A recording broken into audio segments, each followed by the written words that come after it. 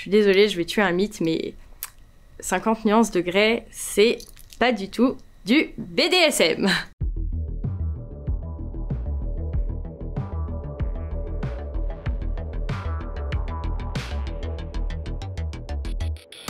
On arrive à la dernière grande thématique, le BDSM en société. Est-ce que tu penses que c'est un sujet tabou, le BDSM, aujourd'hui, dans notre société? C'est moins tabou, ça se démocratise de plus en plus, mais c'est encore un sujet qui fait encore un peu vaser. Bon, je dirais que oui et non. C'est 50-50. Oui et non. L'est encore parce que on est dans une époque qui retourne à un certain style de puritanisme et conservateur qui, moi perso déjà, je supporte pas. Vous demandez à n'importe qui dans la rue qu'est-ce que vous pensez de la soumission et de la domination, c'est le patriarcat, c'est bon, on en a... C'est même pas le BDSM, c'est la sexualité. N'importe quelle personne au quotidien, tu commences à lui parler de sexualité, allez, la moitié des personnes elles vont être gênées, on va esquiver, ou tu vas avoir des réactions négatives, ou bref, ça va pas le faire. Comme tous les tabous, parce qu'on n'en parle pas beaucoup, et parce que les peu de fois on en parle, de manière un peu mainstream, on en parle avec pas beaucoup d'éducation et avec beaucoup de clichés. C'est un premier pas, mais en fait ça n'aide pas à ce que ce soit pas tabou, quoi, parce qu'on a tous une image collective de ce que c'est le BDSM. Beaucoup de gens dans leur tête, BDSM, c'est des coups, c'est frapper, alors que pas forcément. Il y a des soumis qui sont juste à la recherche de douceur. Et le fait d'avoir des caresses, ça leur procure un plaisir. Toute personne est différente. Et comme les gens ne se documentent pas, ne cherchent pas forcément à essayer de comprendre pourquoi les gens aiment ça, et du coup ils se disent BDSM, c'est de la maltraitance sur personne. Et donc du coup, les gens ne sont pas normaux. Si. Si notre délire c'est... de se prendre des gottes dans le cul ou des coups de martinet, fouet, être étranglé et ressentir du plaisir, c'est nous. On ne pratique pas devant un public non consenti. À partir de là, il n'y a pas besoin d'en faire du tabou, en fait. Nos pratiques privées, ce qu'on fait dans notre pieu, restera dans notre pieu. On en parlera avec les gens qui ont envie de l'entendre. On est considérés encore comme des gens déviants. J'ai eu un exemple il y a pas longtemps, en fait, parmi un membre de ma famille qui m'a dit que j'étais tordue. Et j'ai dit non, je suis normale. J'ai juste pas la même sexualité que toi. Mais c'est pas grave, je comprends. Oui, on est encore considérés comme des gens déviants, pervers, voire même sectaires. Est-ce qu'on va pas se mentir, moi quand je sors juste avec mon museau, les gens ils me regardent avec des yeux écarquillants en mode mon Dieu, qu'est-ce que c'est que cette chose? Mais bizarrement, il commence à être moins tabou, en fait. Il y a toute une nouvelle génération qui arrive, qui est jeune, très jeune, et ça les intéresse. Ça les intéresse vraiment. Donc aujourd'hui, la question c'est, est-ce qu'on continue à maintenir le tabou et personne n'en parle et on laisse ces jeunes y aller et pas trop savoir ce qu'ils vont faire? Ou est-ce qu'une bonne fois pour toutes, on se dit les choses, on dit voilà, le BDSM c'est comme ça et comme ça, après vous pouvez adapter, mais au moins on donne des débuts de réponse parce que sinon les gens sont perdus et peuvent pas essayer de se trouver eux-mêmes. Il y a des chaînes comme Cru qui ont commencé à en parler, qui permettent de mettre la pratique en avant. Il y a des événements où il y a de plus en plus de curiosité. Je parle beaucoup sur l'Île-de-France parce que je les ai vraiment découverts quand je suis arrivé en Île-de-France, qui font que ça se développe petit à petit. Donc je pense pas que ce soit réellement un tabou, je pense vraiment que c'est un manque de communication. C'est important quand même de se renseigner et de se faire son propre point de vue. Tu penses qu'il y a des films ou des séries qui ont aidé un petit peu à populariser tout ça? Alors, il y a un film qui a aidé à populariser le BDSM dans le mauvais sens. C'est... Tout le monde le connaît, avec ce grand malade là, comment il s'appelle? Pitié, ne me parlez pas de 50 nuances de Grey ou de 365 DNI machin, parce que ce n'est absolument pas du tout représentatif du milieu BDSM. Clairement, Christian Grey, c'est un red flag, hein. D'accord? C'est pas normal ce qu'il fait. Ok. Ça n'est pas bien du tout. C'est du harcèlement. Christian Grey, c'est juste en fait quelqu'un qui baise ni plus ni moins, désolé pour le mot, mais ni plus ni moins des personnes qui ressemblent à sa mère. Donc complexe de Deep par là, je pense un petit peu.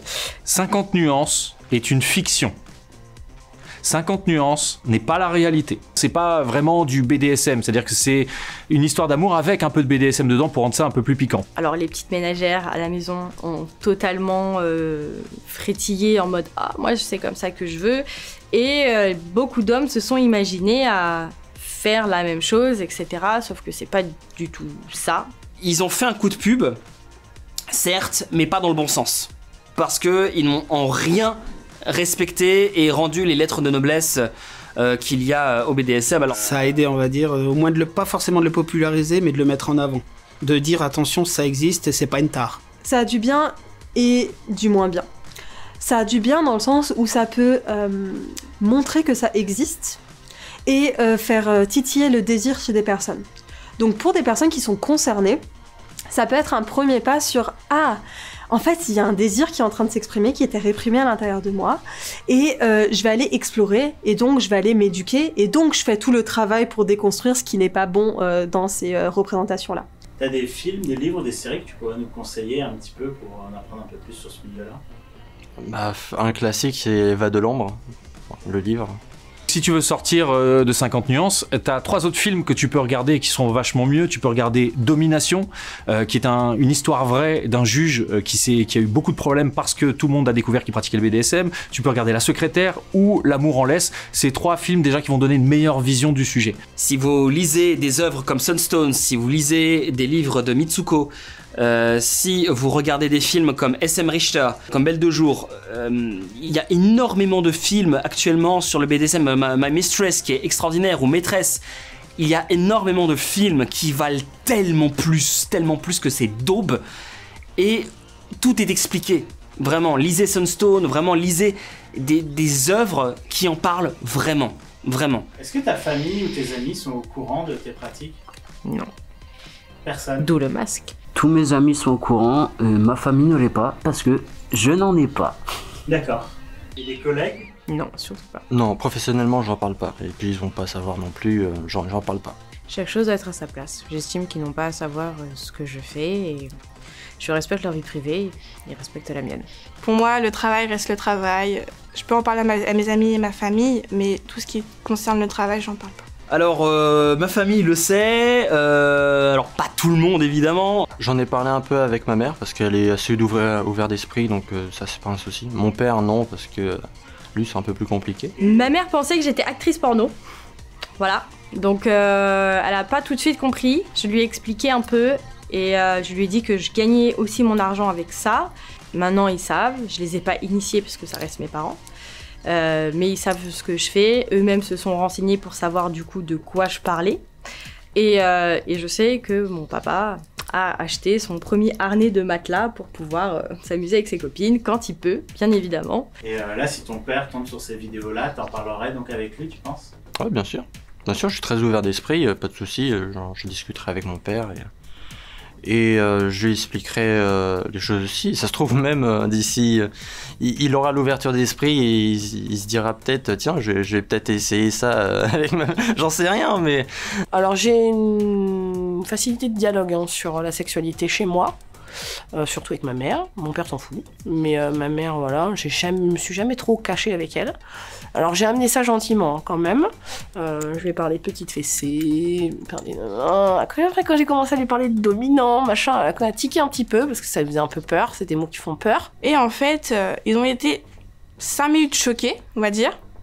Puis après ils ont dit, bon écoute, si c'est ce que tu veux faire. Bon, après ma mère elle était un peu plus réticente, mon père c'était en mode, m'en parle pas. Mon frère, c'était plutôt « Ah ouais, tu fais ça et tout ?» Bon, la majorité ont bien réagi en disant que si je me sentais bien, bah, c'était le principal. Et ceux qui ont mal réagi ont tout simplement dégagé de ma vie. Parce que si tu ne veux pas accepter qui je suis, je n'ai aucune raison de te garder dans ma vie. Je vais pas quémander l'amitié des gens. Donc j'ai pas envie de me cacher. Je me suis caché beaucoup trop longtemps en refoulant cette partie de moi. Maintenant, vous êtes pas content, bah hop. J'en parle pas forcément, mais par contre je le cache pas.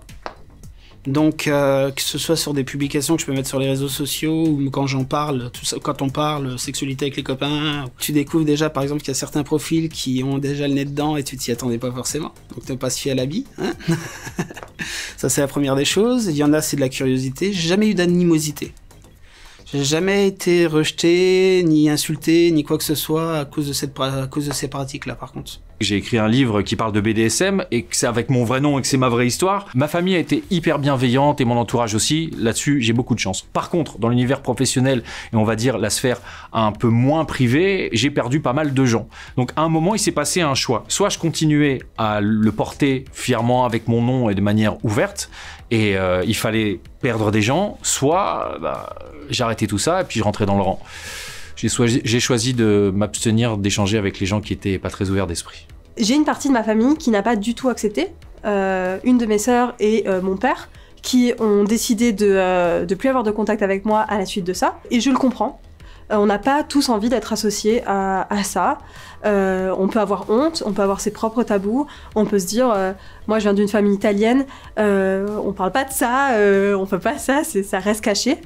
Et au contraire, on peut avoir d'autres. Une de mes autres sœurs qui m'a dit, écoute, moi je trouve ça très très courageux, le travail d'éducation que tu te fais, il est incroyable, je te soutiens, évidemment que je vais pas regarder tes vidéos, tu vois, si un jour t'en fais. Et pour finir, c'est comment on en parle à sa partenaire ou son partenaire les premières fois? Simplement en parlant avec son cœur, en ayant les mots qu'il faut, je pense, et en disant juste ce qu'on a envie d'essayer. Ça peut aller comme ça peut ne pas aller, mais au moins vous aurez été honnête et sincère avec votre partenaire. Le premier but, c'est pas est-ce que j'ai envie de parler de BDSM, c'est est-ce que j'ai un environnement dans ma relation où je peux parler librement de ce qui se passe à l'intérieur de moi. Et ça, c'est aussi simple que est-ce que je peux pleurer devant mon partenaire ou ma partenaire. Donc déjà, on instaure ça. La partie BDSM, ça sera beaucoup plus simple après. Beaucoup plus simple. Et après, une fois que c'est bien instauré et qu'on sent que les discussions c'est normal, qu'on sent que parler de nous c'est normal, là on peut commencer à dire ok, je pense que j'ai quelques désirs. Le but c'est pas d'arriver, tu rencontres quelqu'un, tu lui dis je vais t'attacher ce soir. Ça va pas marcher. L'idée c'est de créer de la complicité et de progresser sur le chemin de la sexualité. Et les questions elles vont se poser d'elles-mêmes en réalité. Au bout d'un moment, tu vas avoir envie d'essayer un truc, donc tu vas parler d'une pratique, puis une autre, puis une autre, puis une autre, jusqu'à un jour peut-être arriver à une relation vraiment BDSM. Ça peut être juste des petits mots comme ça, tiens, j'aimerais bien essayer ça avant ou après avoir pratiqué un acte sexuel par exemple. Mais tu passes pas de 0 à 100 en une seconde. C'est là où les gens en fait ont pas compris que c'est une aventure humaine. En fait, le BDSM c'est une recherche de soi qu'on mène à deux. Et pour ça, il faut du temps. Le mieux ça reste de le montrer, des comptes Instagram, des sources en fait. Oh, regarde, ce TikTok, tu le trouves pas trop marrant? On le repartage. Ah, je suis cette meuf sur Instagram. Moi, j'ai commencé à en parler comme ça avec mon ex sur... Je suivais une relation maître-esclave en ligne où j'ai... Donc, on avait déjà on parlait de beaucoup de choses, déjà. Je suivais des gens et j'étais totalement choquée par ce qui se passait. J'étais là, mais c'est quoi ces gens? Mais qu'est-ce qu'ils font? Mais j'étais intéressée. On a créé un jeu de cartes, justement, qu'on peut mettre sur la table avec un monsieur ou une dame qui a pas trop envie ou qui sait pas trop, et c'est des questions qui vont apprendre à mieux se connaître sans forcément mettre les deux pieds dans le plat et trop direct. C'est pas facile, mais il faut quand même essayer. Et une chose que j'ai beaucoup vue, si la personne elle est fermée et que ça vous attire de dingue, quittez-le. Faut être égoïste pour soi-même. Faut être égoïste en disant, si cette personne-là ne peut pas accepter ça, je peux pas continuer avec cette personne. Donc soyez égoïste mais dans le bon sens du terme. Et c'est pas grave. C'est pas grave. J'ai perdu assez de temps à vouloir arrondir les angles avec les gens ou quoi que ce soit et à ne pas forcément être moi-même aussi pendant quelques années. Aujourd'hui, j'ai plus ce temps-là. Donc maintenant, je dis clairement, si ça doit être un sujet qui doit être abordé, je le dis clairement, je le cache pas. C'est accepté, c'est formidable. C'est pas accepté, c'est qu'on n'est pas fait pour se fréquenter. Je m'assume complètement. Ma rencontre avec Maître par exemple, c'était sur un site de rencontre qui n'avait absolument rien à voir. Et au final, au bout de 3-4 phrases, 5-6 phrases, on a commencé à parler de nous un petit peu. Je lui ai dit par contre, je te préviens, je suis soumise BDSM. Donc t'es au courant tout de suite. Et il m'a dit ok, très intéressant, on va avoir de très longues discussions. Donc on a fait toutes les questions, est-ce que tu as envie de dire un dernier truc sur le monde du BDSM, quelque chose que tu as envie de partager? Qu'est-ce que je pourrais dire? De ne pas forcément juger, de bien se renseigner, de ne pas rester sur les clichés. Tout comme on a des clichés sur plusieurs sexualités, sur l'homosexualité, sur les travestis, etc. Pareil, faut pas juger, faut se renseigner, faut découvrir. Pas forcément essayer, mais au moins se dire que si ça fait du bien à des personnes, c'est qu'il y a une raison. Et le BDSM, c'est quelque chose qui permet à de nombreuses personnes d'être enfin heureux. Et quand je dis ça, c'est la majorité silencieuse. C'est des gens que vous croisez dans la rue, que vous croisez au supermarché. Ils ont une vie sexuelle épanouie parce qu'ils pratiquent, mais ils vous en parlent pas. À un moment, À mon sens, ce qu'on devrait tous faire, c'est d'arrêter de regarder la sexualité des uns et la sexualité des autres et juste se concentrer sur sa propre sexualité, parce que le but de la sexualité, c'est d'être heureux, d'être en phase avec soi-même et surtout d'avoir du plaisir. Ne restez pas freiné en vous disant qu'est-ce que les gens vont penser de moi. Vous faites pas la vie avec les gens, vous faites votre vie avec vous-même. Quand vous allez être dans la tombe, vous serez tout seul. Donc profitez, vous avez qu'une vie. Le BDSM est réservé quand même aux personnes qui sont majeures, donc pour les personnes qui, je sais, sont mineures, qui veulent s'y intéresser, prenez le temps d'abord de tomber amoureux, d'avoir vos expériences et après rentrer tout doucement dans le BDSM si c'est vraiment un univers qui vous intéresse, mais prenez le temps, n'allez pas trop vite et dès que vous vous sentirez vraiment mature à 100%, franchement, les bras vous sont ouverts pour rentrer dans notre milieu. On est très ouvert, on est un petit peu zinzin, mais franchement, on mord pas. Pas tout le temps.